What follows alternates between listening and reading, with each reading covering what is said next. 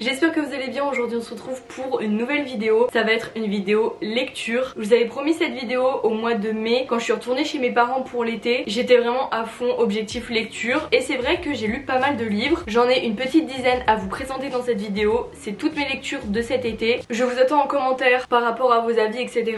À la base je voulais faire cette vidéo sur TikTok parce que ça y est, maintenant je fais des TikTok. Je vous laisse mon Instagram et mon TikTok de toute façon sur l'écran. Si vous voulez aller me suivre, je suis beaucoup plus régulière que sur YouTube. Avant de commencer la vidéo, j'ai une big promo pour vous sur le site Eve & Co. C'est incroyable, je sais pas si vous avez déjà testé les culottes menstruelles mais ça change la vie. J'utilise que ça depuis à peu près 4 ans. Là j'ai eu la chance de pouvoir tester les culottes Eve & Co qui sponsorisent la vidéo. Donc on est d'accord, ça remplace complètement tout ce qui est serviette hygiénique, tampon. Pour celles qui demandent, il n'y a pas de trace. Quand vous mettez un jean, il n'y a pas la trace de la grosse culotte, pas du tout. Et ça c'est quand même un de mes critères principaux. Personnellement je les garde 12 heures puisqu'il n'y a pas de fuite et je me sens tellement moins stressée de porter ça plutôt que des protections ordinaires.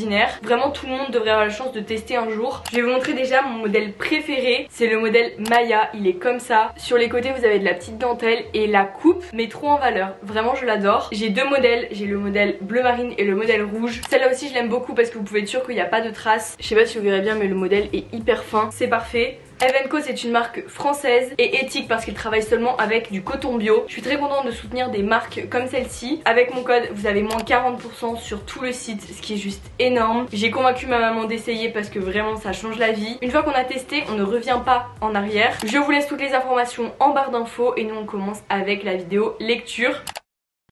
Quand je vous l'avais présenté, il y en a plein d'entre vous qui m'ont dit que c'était une grosse déception pour eux, que c'était le pire des mangas de mon comble. Comment vous dire que j'avais hâte de me faire mon propre avis. En plus la couverture elle est trop belle et ça c'est vrai que ça peut vraiment jouer sur le fait d'avoir envie de lire le livre ou pas. En soi il peut être génial mais si la couverture est pas belle, ça donne juste pas envie. C'est une histoire très touchante, très triste aussi. Le plot twist forcément c'est à la fin. Je trouve que tout est bien dosé dans ce livre parce que il y a pas mal de suspense. Ça a vraiment fonctionné sur moi dans le sens où je l'ai lu en 3 jours et il fait quasiment 600 pages. L'histoire des personnages m'a vraiment fait quelque chose. Les chapitres sont alternés entre le passé, le présent. Vous êtes dans la tête de la fille, un coup dans celle du garçon. En gros c'est l'histoire de deux personnages qui ont grandi ensemble. La vie les a séparés et les a réunis. Je sais plus c'est combien d'années plus tard, mais ils se retrouvent dans les mêmes bureaux au travail. Avec ma maman on se partage vraiment nos avis lecture et elle l'a adoré également. Ensuite je ne l'ai pas avec moi mais j'ai lu Campus Driver le tome 4. J'ai adoré la série, je pense que si vous êtes sur TikTok vous l'avez vu passer. Vraiment les 3 premiers tomes banger. Du coup forcément le 4ème j'ai été l'acheter vraiment le jour de sa sortie. J'ai pas regardé d'avis à propos de ce livre mais vraiment bien mais sans plus. C'est trop cool de retrouver les personnages surtout que l'histoire est vraiment bien. Mais dans le tome 4 je sais pas, il y a un truc avec les personnages. J'ai pas accroché à l'héroïne et vraiment sur ce livre panne de lecture, c'est à dire que j'ai mis 1 mois et demi à lire. Ça m'a bloqué dans toutes mes lectures et je déteste abandonner un livre. Même si l'histoire est nulle vous pouvez être sûr que je vais le terminer même si je prends 6 mois à le lire. Je déteste ne pas finir un livre. Je vais pas m'étaler là-dessus du coup. Dites-moi si vous l'avez lu. J'en ai pas entendu énormément parler donc je pense qu'il a pas fait un succès de ouf comparé aux 3 premiers. Ensuite je suis partie en vacances en Italie et c'est là vraiment j'ai charbonné. J'étais à un livre tous les 3 jours. C'est vrai qu'on avait beaucoup de routes aussi donc ça a vraiment aidé. Je pense que lui c'est mon coup de cœur de cet été. Vraiment c'est un des meilleurs livres que j'ai lu. Le voleur de baisers, on me l'a pas mal recommandé sur Instagram. Je l'ai adoré. Pourtant je trouve que l'histoire ressemble vraiment à 365 jours et pourtant je déteste l'ambiance des films, du livre. En gros c'est l'histoire de Francesca qui est la fille d'un mafieux italien. En gros il va vendre sa fille au sénateur de Chicago. L'histoire m'a captivée, c'est à dire que vraiment pendant 3 jours j'ai vécu dans cette histoire à fond. J'ai également oublié de préciser parce qu'on me le demande souvent en fonction de mes lectures si c'est spicy ou pas ou si ça va. Là pour le coup c'est spicy. Si vous aimez pas les lectures où il y a trop de scènes etc,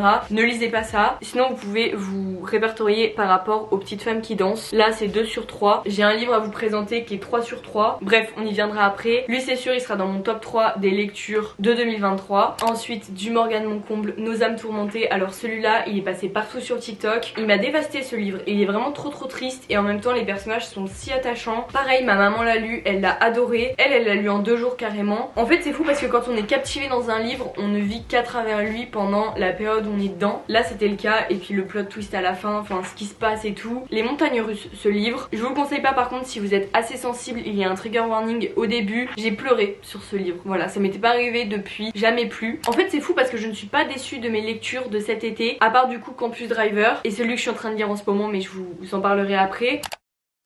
Ensuite on passe à Love and Otherworld de Christina Lauren. Désolée pour mon accent anglais, je suis tombée amoureuse de l'histoire de ce livre. C'est tellement mignon et tellement doux, c'est une lecture parfaite pour l'été. Il y en a qui disent que c'est trop plat, moi j'ai pas trouvé, parce que pareil il y a un suspense pour savoir pourquoi ils ne se sont pas parlé pendant 11 années. En gros pareil que Falling Again, c'est deux enfants qui grandissent ensemble et au final la vie les sépare pour les réunir 11 ans plus tard. Moi les livres comme ça, je les dévore parce que j'ai trop hâte de savoir ce qui s'est passé. On suit vraiment l'évolution parce que on est un coup dans le passé, un coup dans le présent et on comprend beaucoup de choses à la fin. Il y a également une lecture de plage, People We Meet in Vacation. Je suis sûre que vous l'avez vu passer, même Colleen Hoover a dit que c'était une de ses autrices préférées. En vrai c'est ça qui m'a incité à lire le livre. J'adore Colleen Hoover donc je me suis dit pourquoi pas. D'ailleurs il n'y a pas de livre d'elle cet été, j'avoue qu'elle m'a manqué. Pareil, si on pouvait tomber amoureuse d'un livre, je serais tombée amoureuse de lui. C'est l'histoire de deux meilleures amies qui ont l'habitude de voyager ensemble puisque elle travaille dans une agence de voyage, donc de par son métier elle peut découvrir, voyager, écrire des articles, enfin c'est vraiment son travail. Et elle a souvent eu l'habitude de ramener un +1 avec elle, son meilleur ami. Sauf qu'au final ils ont arrêté de se parler. Je crois que j'aime bien ce genre d'histoire là cet été, c'était vraiment le mood. Pour 2 ans plus tard se revoir et refaire un voyage. Donc on alterne un chapitre sur 2, leur voyage dans le passé et dans le présent leur voyage qui est en train de se passer. On va comprendre pourquoi ils ne se parlent plus, on va comprendre plus les liens d'amitié qui les unissent parce que c'est une relation très particulière. Cette vidéo va être hyper rapide à filmer, mais là on passe à un livre. Je ne vous le conseille pas si vous aimez pas tout ce qui est spicy encore une fois parce que là c'est 3 personnages qui dansent, on sait ce que ça veut dire. En soi on le sait déjà à la couverture. Si vous aimez les livres comme ça vous n'allez pas être déçus. Je pourrais pas lire ça tout le temps mais ça change. Franchement en été sur la plage j'avais pas très envie qu'on me voit lire ce livre. C'est juste une fille qui veut faire décoller sa carrière de journaliste, qui n'a pas de sujet sur lequel écrire et qui va donc s'infiltrer dans un bar à champagne en tant que serveuse. Sauf qu'elle ne va pas juste être serveuse, je vous passe les détails. Elle va découvrir que juste derrière ce bar il y a tout un réseau autre que le champagne avec différentes chambres etc.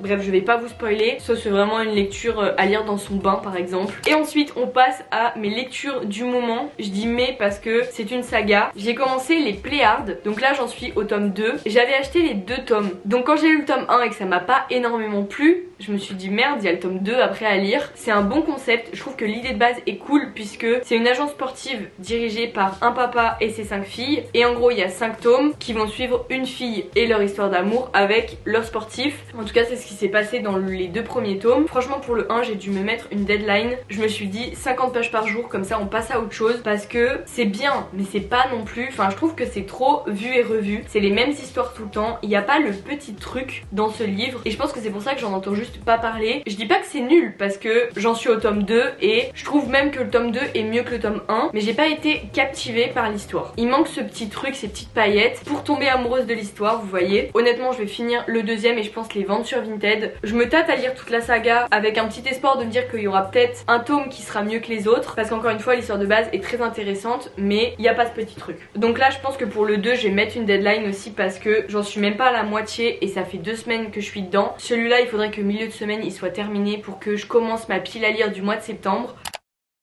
Bref j'ai tourné cette vidéo en 25 minutes, c'est du jamais vu. D'habitude je parle pendant 1 heure. N'hésitez pas à me dire toutes vos recommandations en commentaire. Vraiment ça m'intéresse pour agrandir ma pile à lire et aussi pour avoir vos avis concernant ce que je vous ai présenté dans cette vidéo. Concernant Evenco je vous laisse toutes les informations en barre d'infos. Et bien sûr j'attends vos avis si vous testez, si vous passez commande avec mon code. Surtout que là vous n'avez pas d'excuses, vous avez une big offre. Je pensais même pas que c'était possible de donner un code aussi gros pour des collabs d'influenceurs. Mais moins 40% c'est quasiment la moitié du prix à la base. Pour tester c'est top. Si la vidéo vous a plu n'hésitez pas à la liker et à vous abonner, ça fait toujours plaisir. Et nous on va se revoir bientôt dans une prochaine vidéo. Salut!